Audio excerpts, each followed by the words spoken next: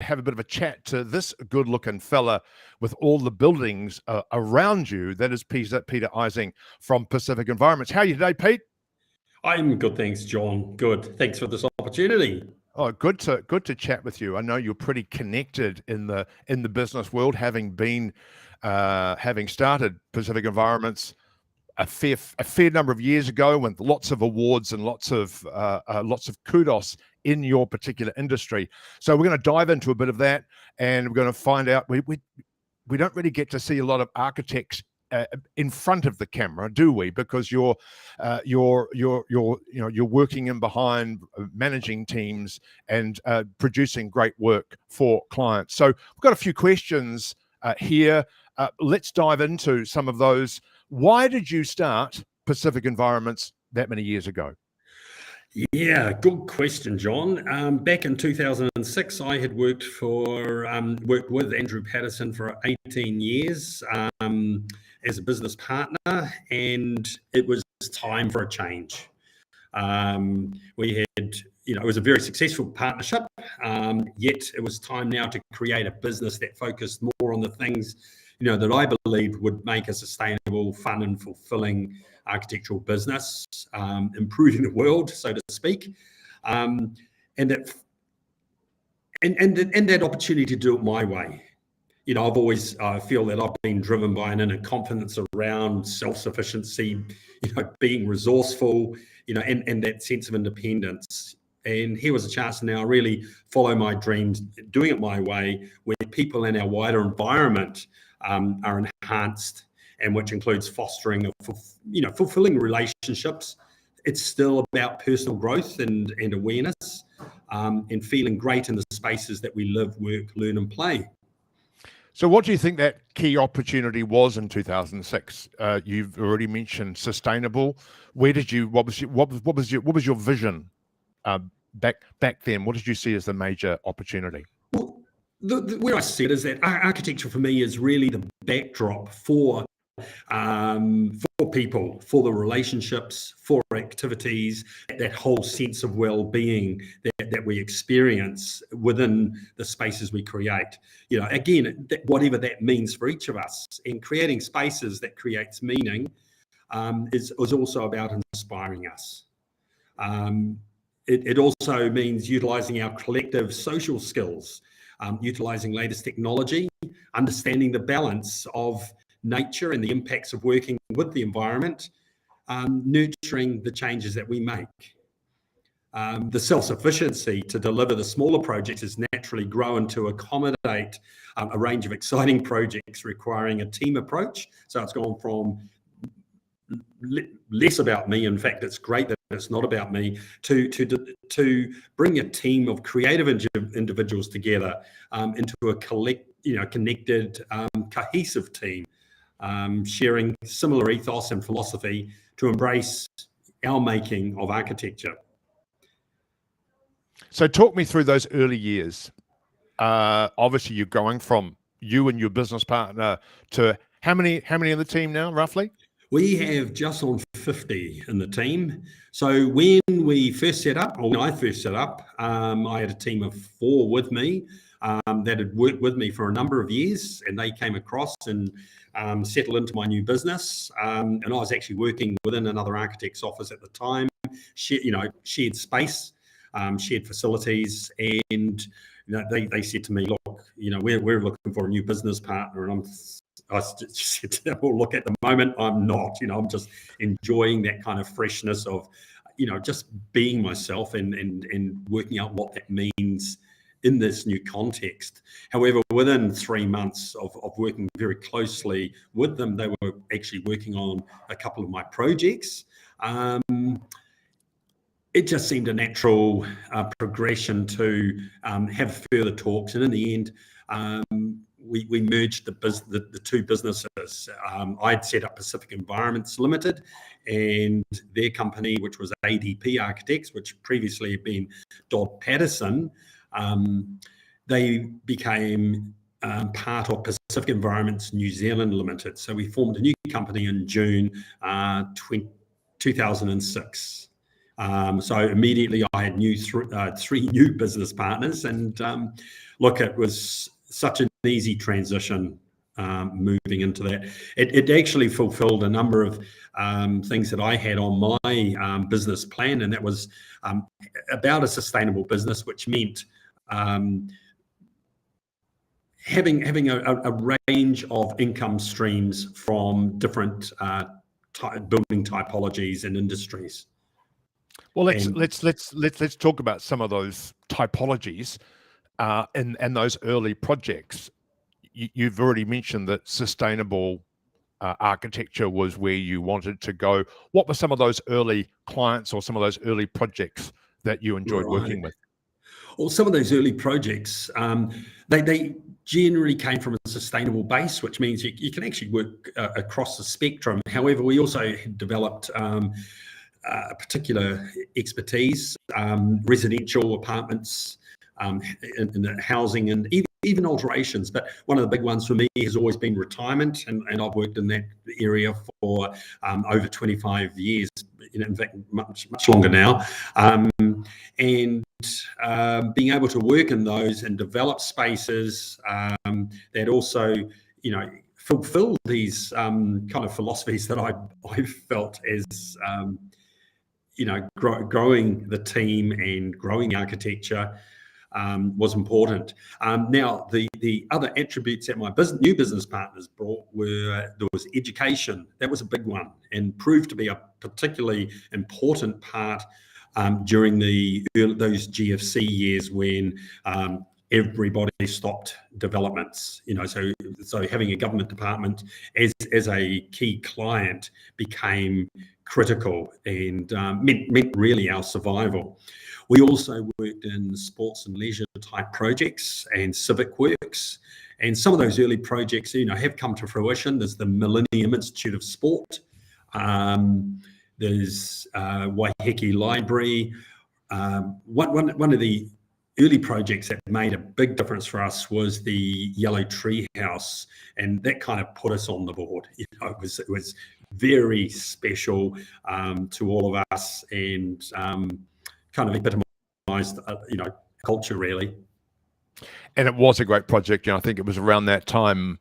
I think I was working in advertising marketing in Australia, I think, and I was just about to obviously come back to New Zealand. I remember this yellow treehouse was just the amount of press that because it won a number of awards. Can you kind of talk us through? In terms of that project, I'm assuming you were probably reasonably hands-on with that project. And thinking back, what were some of the key things that you looked at in terms of delivering for that client? Can you think of anything that? Yeah, good. Yeah, look, it's an incredibly loaded question, or put it this way, it's a huge. There's a lot to answer there, right from the day that we were interviewed as a potential architects and getting that across the line, being engaged for what appeared to be in some ways a dream project, but how real was it? There's certainly very few tree houses of that scale in the world, let alone New Zealand, that you had to work from. We had a 4-month period by which we had to find the site, complete the design, get resource consent, building consent, and get it built. The whole first month, in fact, was devoted to finding the site, and finding the site really gave us the basis for being able to develop a concept that worked with the environment, and in this case, the redwood forest. And it highlights also, how our projects develop, that they are site specific. But anyway, from that, we had to look at the pragmatics of getting a design done that was able to be built in a very short space of time. So we now had 3 months to get design complete, resource consent, and resource consents for tree houses, like building consents, are not run of the mills. However, we were working with, it was Rodney District Council, which became part of Auckland Council in those days, but they were also keen to partner the project, and they came on board. Resource consent was through in a matter of a week. and that's absolutely unheard of. Straight into the documentation. There was a lot of structural work that went into it. There are no building codes around building tree houses, so largely it was very much engineered. And anyway, within a month, we had building consent. The building consent again was through within about 5 working days. So again, Wow. absolutely unheard of.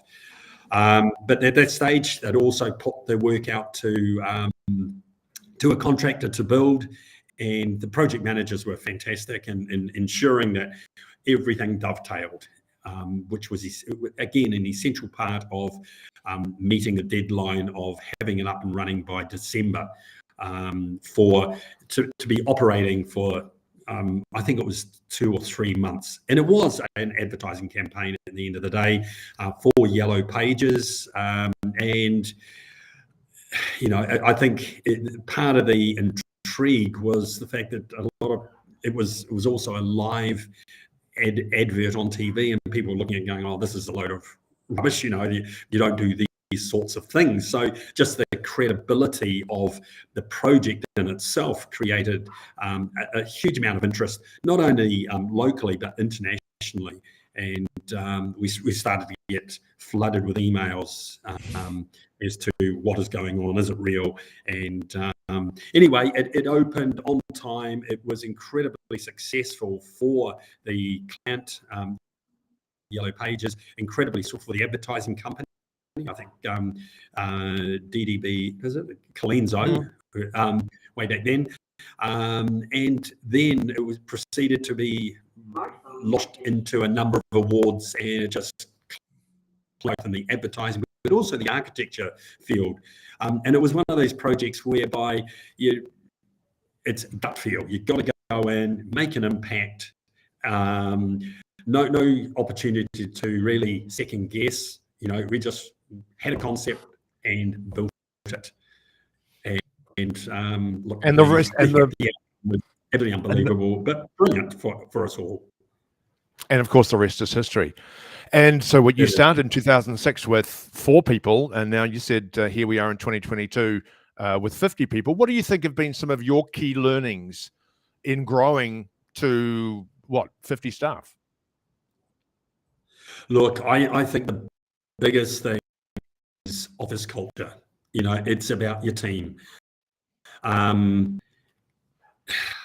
Look, I think, being self-sufficient to deliver the smaller projects is naturally grow and to accommodate a range of, exciting projects requiring a team approach, which I mentioned earlier, to produce creative and inspiring spaces comes from a place of respect, and that is respect for the people and everything around the project, the environment within which we work, the processes within which we work, and at the same time being responsible for how we interact. A real key part of the business is that responsibility. So the office culture, recognizing and celebrating what we naturally have in our team as a philosophical based business is I often will talk about looking after the individuals, fulfillment in what we do, and everyone's well-being. And if we've got happy people, these people love coming to work, and we don't have staff turnover. So it's a nice, way of,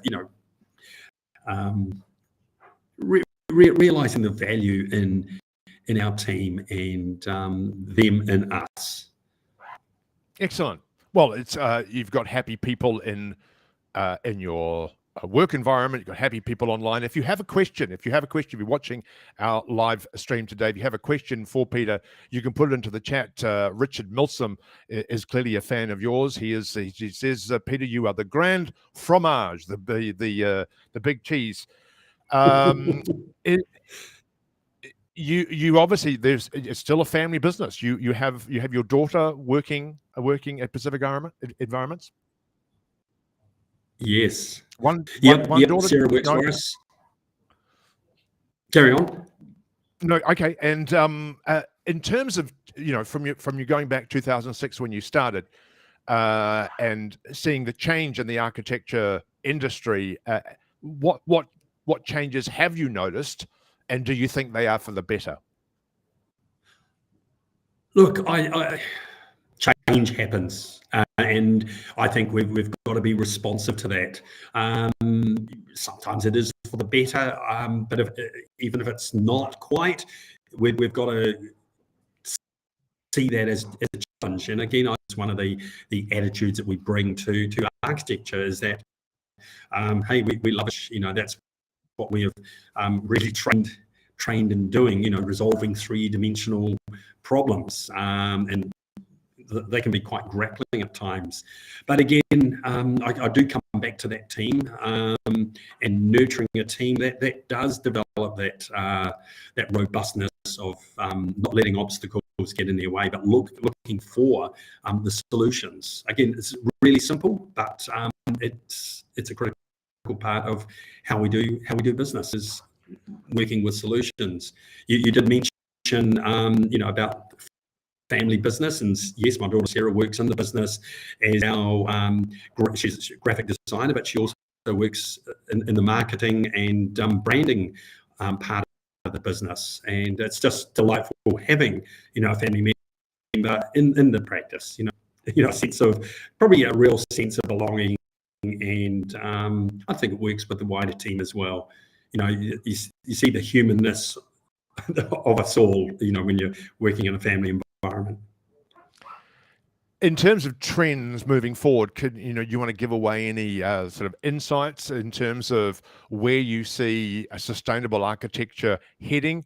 I mean, obviously, from whatever we read on the news, etc., in terms of a sustainable economy, sustainable workplace environments, and sustainable homes, what are you seeing from an architecture perspective that people can take away today? Yeah, now that, again, a loaded question, John, but you're good at that.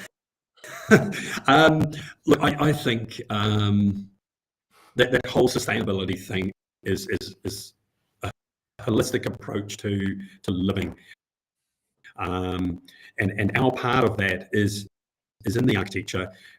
And I mean, we're seeing the push now for reducing carbon, and our company carbon neutral certified. So that, our push, and we'll keep growing that. It's not a static thing. It's an ongoing thing where we push as much as we can about bringing sustainable elements into our buildings, into our spaces we create, reducing the reliance on external energies where we can. And our office is probably a good example of that. We designed that and moved in 2012, and immediately our energy costs were reduced, almost by 50%. We don't rely on air conditioning to heat and cool, although we do have a couple of heat pumps just to take the edges in the winter.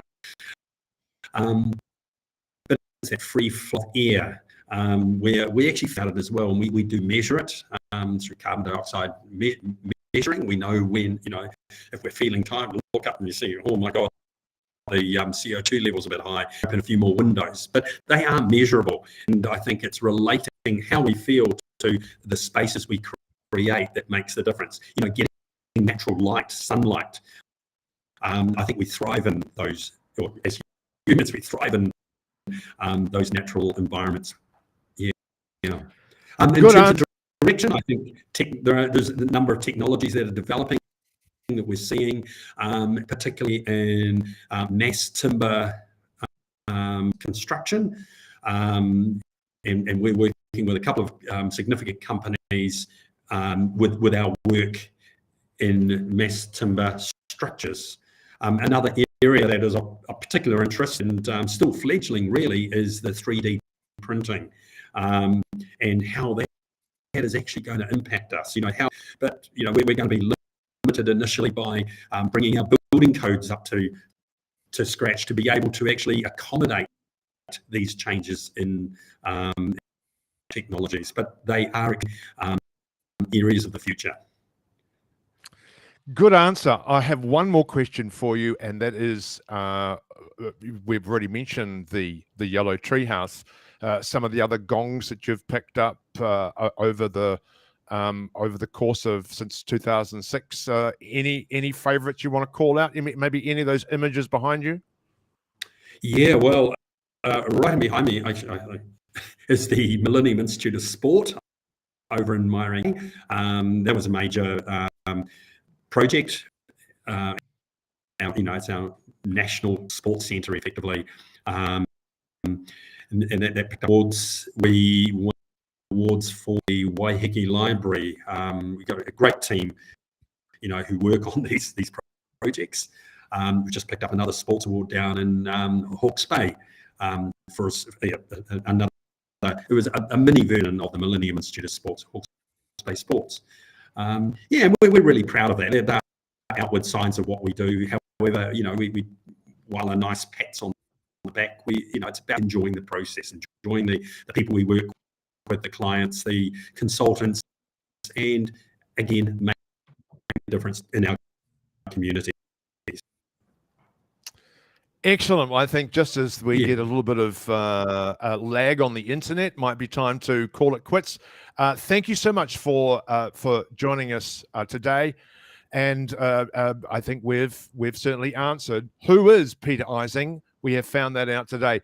You have a good day and enjoy the rest of your week.